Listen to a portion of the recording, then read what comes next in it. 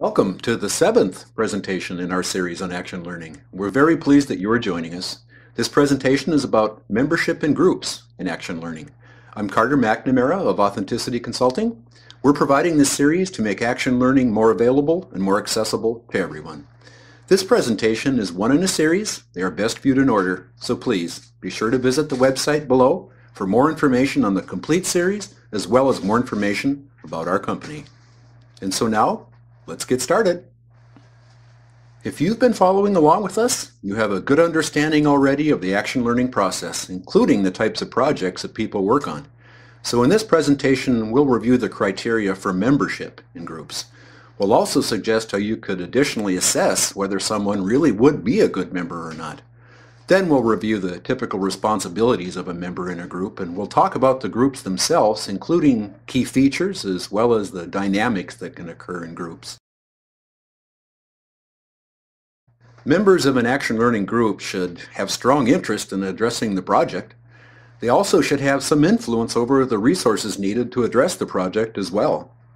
For single project programs, members might be those who are assigned the responsibility to address it, those who are affected by it, and those who have the resources to address it as well. Many action learning experts believe that members should know each other very well before the process even starts. But others would disagree, because the action learning process very quickly helps members to get to know each other. Certainly they should know each other well enough to not be uncomfortable around each other. They at least need introductions, and perhaps some team building and the first training about the process, which typically is called the preparatory workshop, and we'll talk more about the workshop in an upcoming presentation.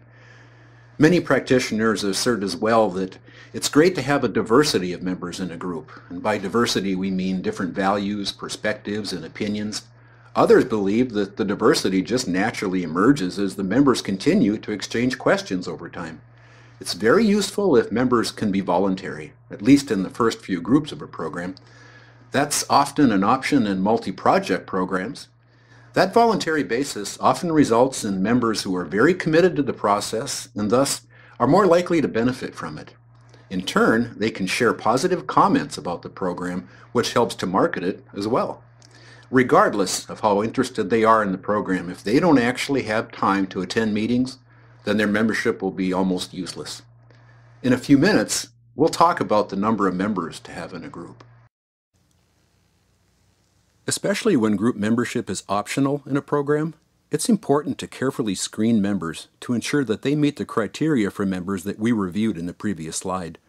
Membership in multi-project programs is usually more optional than in single-project programs, where members are often required by the organization to join the group and solve the organization's problem.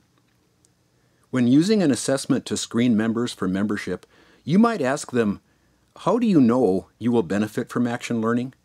How do you know you really believe in self-directed learning? Are you comfortable working in groups? And again, how do you know? Are you really comfortable sharing questions? And are you really committed to helping others? How do you know? These questions can't simply be answered with yes or no. They are intended to really make the members think. If the members are not comfortable answering these questions, then they might not be comfortable answering the questions asked in action learning either. Their first responsibility is to select a project to work on in the action learning process. The project might be assigned to the member, for example, if it's a single project program, or the member can usually select it herself if it's a multi-project program. It's critical to the success of the program that all members attend meetings. Some programs establish ground rules that even if one member is absent, then the group reschedules until all members can attend. Another responsibility is getting coached in meetings. Some members struggle a bit with this because they struggle to admit that they even really need help, or because they've never been in a situation where a group of people are so intent on helping each other. The preparatory workshop should include guidelines and experiences to help members feel comfortable about getting help. And another responsibility is to coach other members. The workshop should convey guidelines about that as well. However, if a member is not participating in the coaching, then the facilitator or other members should ask that quiet member if he or she has something to say to help the presenter. The quiet member should not be allowed to sit quietly throughout a meeting unless there is a very good reason for it. It's best if a member selects her own actions to take between meetings, rather than having them simply assigned to her. That approach ensures that she's got more buy-in and more commitment to taking the actions, and it ensures that the actions suit the nature of that member as well. It also ensures that the actions are realistic to even accomplish before the next meeting. The other hallmark of action learning is learning. All members should consciously identify their learnings from reflection on the coaching that they get, and from on the actions that they take between meetings. It's best if this learning is written down. That makes the learning more conscious, and it's more easily shared with others as well. And we'll talk about that more in an upcoming presentation. Lastly, the members must be willing to share feedback with program staff, with others, with facilitators, about the quality of the facilitation, of the meetings, and of the results achieved by each other. Now, let's talk about groups. Opinions about the number of members to have can vary. Some people believe that 5 to 7 is best, and others even 4 to 8. It depends on the purpose of the program. For example, if a program aims to accomplish strong coaching skills in members, then each member might need more time in a meeting to practice coaching and to get feedback about the coaching as well. More time for members means a longer meeting, or it means a smaller number of members, so meetings don't have to be extended. But most important, each member needs to feel that he or she belongs and can participate. That's difficult to accomplish with more than 8 members. Meeting frequency and length depend on the purpose of the program as well. If the program aims to solve a complex problem and quickly, then meetings will occur more frequently and for longer periods of time. For example, every 2 to 3 weeks, or half a day, or a full day. But there always needs to be enough time between meetings for members to take actions and reflect on those actions. In contrast, programs for professional development might meet once a month or half a day. But there should not be more than 4 to 5 weeks between meetings, or members will lose ownership and participation in the process. Programs also should decide how decisions will be made in the groups. Will members aim for consensus and then eventually vote if consensus is not reached? Or will there be a leader who ultimately makes decisions? It's useful to have a team representative who can be the main point of contact for the group, so that the client or sponsor does not have to contact every member of the group, for example, when rescheduling meetings or announcing new policies and procedures. It's also useful to let group members know what resources they have to support them in the program. For example, who the sponsor is and what facilities they have for meetings. Some programs put all of this information about the groups into a document that they refer to as the Team Charter.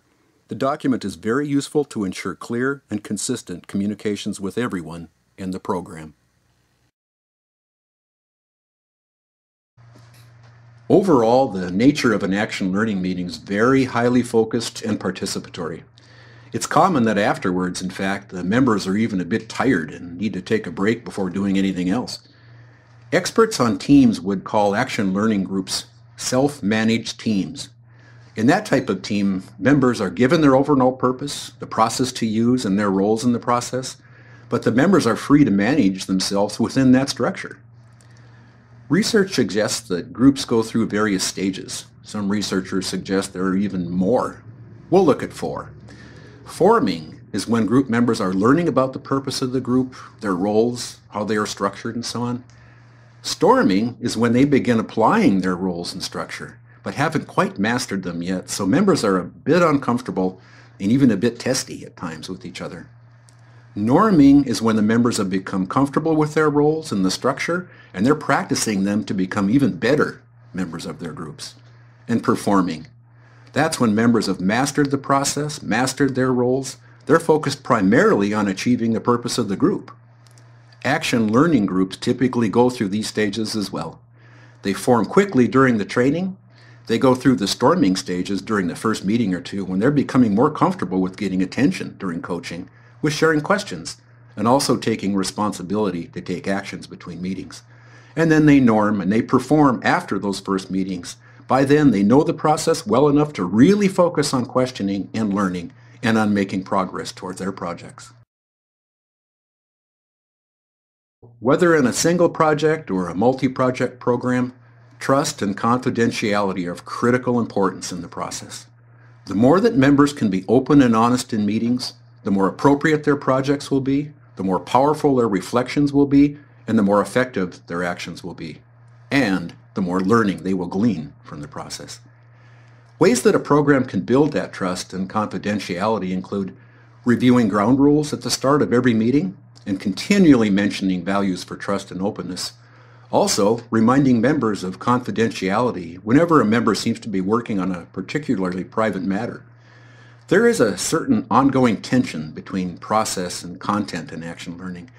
By the term process, we mean focus on the actual action learning process itself.